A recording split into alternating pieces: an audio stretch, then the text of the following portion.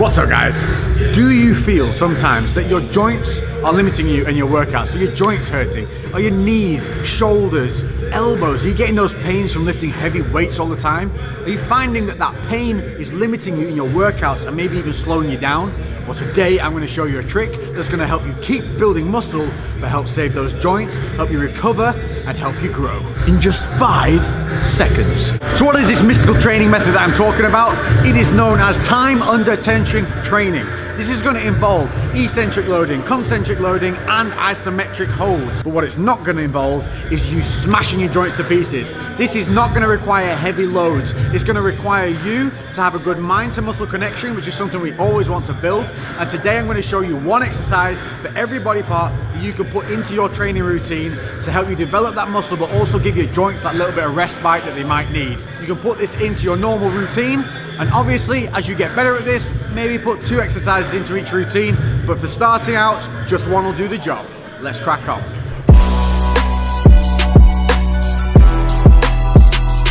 So we're going to start it out on the lower parts. We're going to start with some leg extensions. Now the process of this is going to be 5 seconds over 4 phases. So we're going to be doing a concentric, an isometric, an eccentric, and then a stretch, each one for 5 seconds. Most important thing on this is going to be the longest explanation because so many people fuck this up. You want the pivot point in line with your knees. You want the back of your knees on the pad. If your knees are not on this pad and they're further forward and there's a gap here, you're going to put stress on the knees and bust them up. Bad times. Handles are here for a reason. Grip and pull on the handles as you drive. That's going to keep your hips down. How many people do you see doing this stuff? That's because they're not thinking about their body. They're thinking about moving weight from A to B. This method is going to make you think about mind to muscle, and it's going to make you think about contractions and help you connect and also find bad habits that you've got and help you fix them. So find a weight that you can do around 20 reps on. We're going to be doing 8 reps of the slow holds. Then we're going to finish with 12 normal reps. The 5-second phase is easy. We're going to come up for 5-second count. Feet parallel. 2, 3, 4, 5. At the top, point the toes. Squeeze the quads. Hold for 5, 4, 3, 2, 1. Bring the toes in. Start lowering down over 5, 4, 3, 2, 1. As it comes towards the base, don't let the stack touch. And hold that stretch there. Hold that load. 5, 4, 3, 2, 1. And we're going to repeat this 8 times, slow and steady each way. This is going to stop you kicking out and having those bad habits of just swinging the weight through. Once you've done all 8 of these and you get to the bottom, you get that final 5 count hold, then it's straight in, 12 reps, gripping those handles, keeping those feet parallel and toes up this time. If you want to, you can point the toes with a little less control. You're getting those 12 reps and you're going to really feel that burn, that blood right in the muscle. Once you've hit that 12, down, rest. You're going to do 3 to 5 sets of this, and I promise you, you will feel nothing like it. You will have no joint pain, but maximum muscle activation. Next up, arms.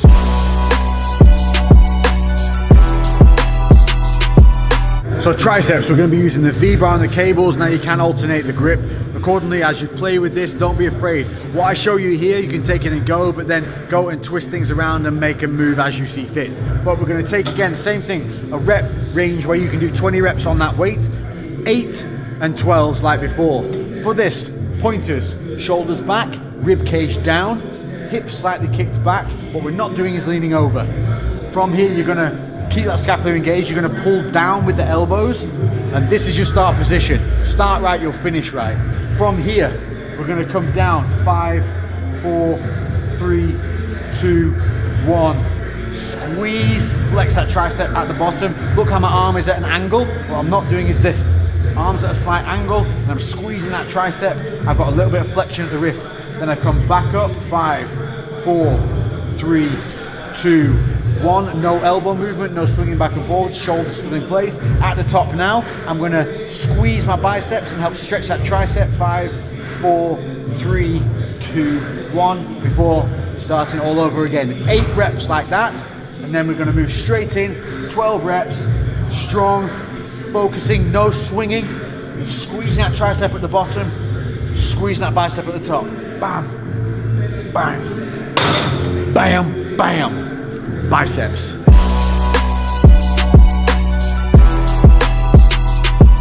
Bicep curls with the straight bar on the cables. Now we're doing it on the cables because it can offer constant tension if you put a little bit of a body lean on. But you can do this with dumbbells, you just gotta be super controlled and not get lazy.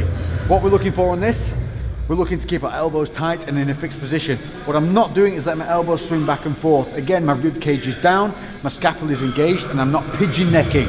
So tuck that chin in and keep that nice alignment. From here, we're gonna come up over 5 seconds. 3, 4, 5, squeeze at the top. 1, 2, 3, 4, 5. Not doing this. Keeping those shoulders down now, because this is the point where people want to do that hunch over and shoulder release. We're going to release out, away from the body. 5, 4, now the biceps under tension. 3, 2, 1, get to that bottom. Keep an angle on the arm now. That's going to keep tension on the bicep. 5 seconds, 4, 3, 2, 1, before returning. Nice and slow, and look at the tension on the muscle. Veins popping. This is not heavy weight. If I was to just rep this all day, but you do it this way, you're creating overload with light weight. And like I said, once you've done those 8 reps, back in with those 12, keeping that form, no swinging, not letting the elbows kick back, elbows fixed, shoulders back, chest up, rib cage down, chin in, boom. Big biceps, 5 seconds.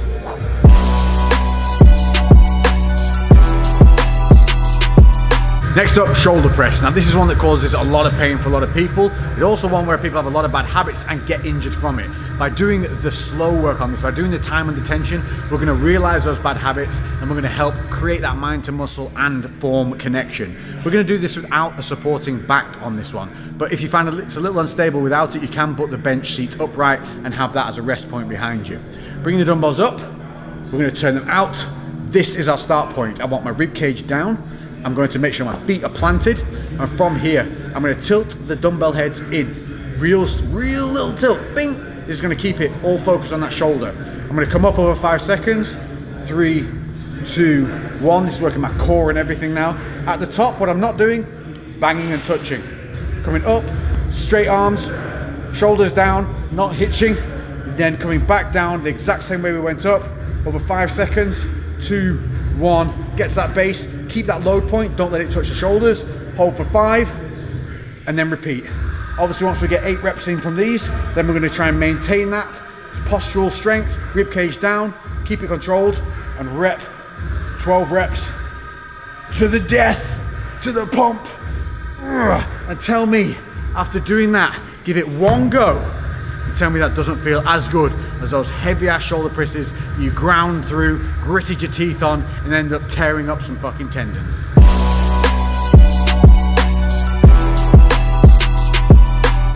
So a bit of chest. We're going to be using, if you have one of these single arm plate loaded chest. Single arm's the best. What we don't want is something that moves in a uniform manner where you move the left and the right moves automatically. We want that independent arm. So if you don't have one of these, opt for a dumbbell variation instead. But these are one of the best ones, especially if you're trying to protect the shoulders, if you do this correctly. So what we're looking for is, we want the handles to be around about nipple height. So I want that just one click up. That's perfect. What I want to do here is I want to make sure that I'm planting my feet and driving my hips back into the machine. You'll see a lot of people's hips creeping forward as they try and press out and struggle. That's not what we want. We want to keep all that drive in the pad behind us so we have something to press against. Same as a bench press on this, what we want to be looking at is arching that lower back, pressed against the machine, but keeping the rib cage down. We're going to be rolling the elbows in a little bit, and as we come down, we're going to keep our lats contracted, and as we drive out, keeping all that contraction explode out. Taking that load, this is going to be a part where we come back down to. That point just off where the pads touch, but what I don't want is an overstretch on the shoulders. So making sure that the handles are in front of the chest, not right alongside where we're just going to be stretching tendons. 5 seconds up, 3, 2, 1, making sure that my elbows look uniformed. A lot of people you'll see have one rotated out or one rotated in. That's usually due to shoulder impingement of some form, so take note. Holding at the top, what I'm not doing is locking my arms out and putting all the load on the elbow. Keeping my shoulders back, and just before complete lockout of the joints, I'm holding it here, 5 seconds. Then eccentric, 5 seconds, and what I'm not doing on this is allowing the shoulders to hitch up and the elbows to come high. I'm keeping those shoulders down, chest up, rib cage down, driving my heels into the floor, hips back. 3, 2, 1. Then we get to that stop point, a natural stretch. Don't overstretch. That's your hold point for the 5, and then repeat.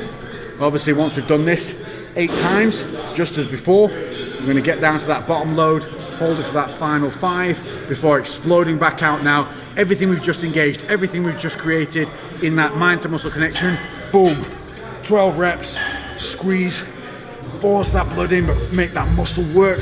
And we're only using a lightweight single 20k plates on the side. On that is going to be plenty for that. Again, a 20 rep range, and you will feel this in the chest. If you feel it in the shoulders, reset, adjust, learn, keep going.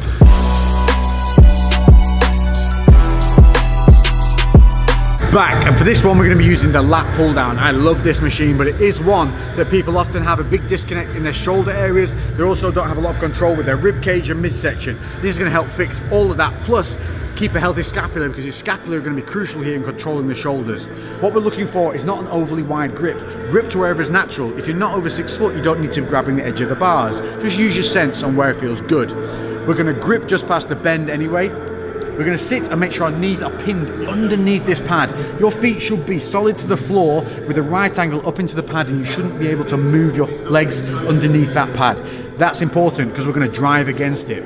From here, we're going to set shoulders back and down, rib cage down, chest up. It's going to feel weird and a little bit tight, but it's perfect. From here, we're going to pull from the elbows. The movement starts here, not at the hands. We're going to pull down from the elbows, 5 seconds. Get to that top. Squeeze point is here, not here. Don't try and come overly low. Just to the top of the chest or wherever it feels natural for a squeeze. Drive your elbows and almost like you're trying to pin your lats under your armpit. Squeeze and don't let that rib cage pop up. Then release. 5, 4, 3, 2, 1. Keeping the shoulders down, and then hold 5 seconds at the top. Then it's just 8 reps of that repetition. 5 down, a 5 hold. Making sure the shoulders aren't rounding forward, chest up, rib cage down, pull it as close to the face as possible. 5 on that way back up, and then we're going to rep those 12 reps again. But what we're not going to do is start fucking swinging. No aping around. What we want, keep that chest nice and high, put the rib cage down, arching the lower back, and we're going to pull through clean and rep. Thinking about those contraction points, and thinking about that controlled release. 12 reps, really feel that stretch, and you will feel that from here all the way down. If you're feeling it in your shoulders or anywhere else, you need to readjust that control of the shoulders, keep those scapula engaged. This is a fantastic movement, and it looks great when the camera's behind you, not in front of you. Sorry, mate. So Lex wanted a back shot, so there's the back shot.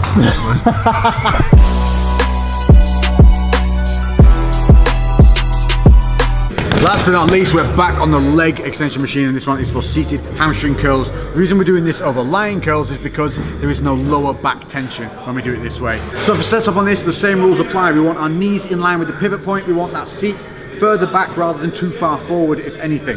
We're going to grip on the handles. As we curl under, what we don't want is to allow, as soon as we pull, those hips to shoot forward. You'll see this all the time.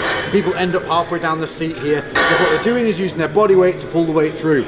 We're going to keep our grip on the handles. We're going to push our hips back. If you have a pad that comes across the knees here, what you can do is actually reach forward and lean and grab in front of you here, so that you end up with a heavier stretch on the negative. You're gonna feel it way more. If you don't have it like we don't have here, we're gonna push ourselves back into the seat. We're gonna curl through with our heels, keeping our toes up. So we're gonna curl for that 5 seconds. 4, 3, 2, 1. Squeeze at the bottom, and what you want to think about here is squeezing like you would squeeze a bicep. You should feel that. The hamstrings are the biceps of the leg.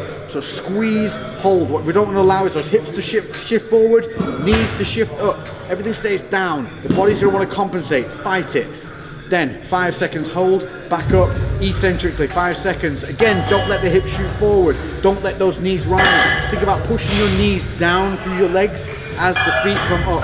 Hold that top point, don't let the stack touch for 5 before repeating the process again. Once we've done those 8 reps, when we get to that final hold, once we come back to the top, we're going to hold for that 5 seconds, and then we're going to rep in And again, once you start repping, don't start sliding, get that full negative stretch, keep those hips back. If you're finding that you're not really getting that stretch on the negative or the stack's hitting too early, lean a little bit forward and really hold and grip with an underhand grip on the machine and keep those hips down so you end up being here. And then you're really going to be able to feel and control that stretch. This is vitally important to make sure you control at the knees and the hips. This is going to burn like a mother. It is going to really, really hurt. It's going to test you. So start light. Think about control and contraction. Throughout all of these exercises, control and contraction.